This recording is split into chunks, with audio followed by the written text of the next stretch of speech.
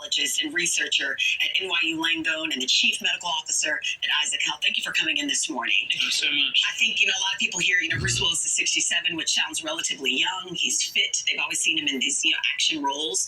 So I think people feel it's a surprise then when they see that something like this is happening.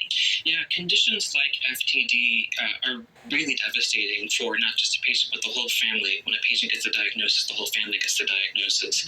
FTD is quite unique compared to other forms of dementia just because it can really happen at almost any age. What is it? So FTD really affects the frontal lobes and the temporal lobes of the brain mostly, so that involves loss of brain cells over time, very slowly. Researchers are still trying to figure out what the specific causes of it are, but about maybe 30 to 40% of cases, there's some genetic cause behind it. So if that's the case, are there any people who are more disposed to it than not, other than the genetic component? I think the genetic risk is a big part, but other than that, it's hard to really understand kind of what separates why somebody might be more likely to develop it than another.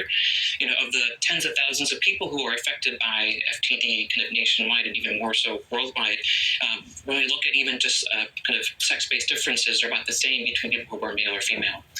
In the family statement, the family said that there were communication challenges. That's just one of the symptoms. What are other symptoms of this? Yeah, some common symptoms are really big behavior and personality changes. That's what's called behavioral variant FTD. That's one of the more common variants of it. So that involves things like disinhibition, impulsivity, new obsessions, all of these things that are a new pattern of behavior. Some people just have a really hard time managing social interactions.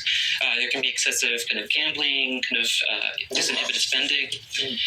People can often get in trouble with the law, actually, as a result of it. And then, in addition to the communication difficulties, some people can also have issues with movement or muscle function. Any treatment options available to stop or maybe even slow the progression of? Yeah, I wish that there were some really strong cures. There are no cures right now. However, there are some interventions that are available for these patients and families to help provide them support to improve quality of life and make the symptoms a little bit more manageable.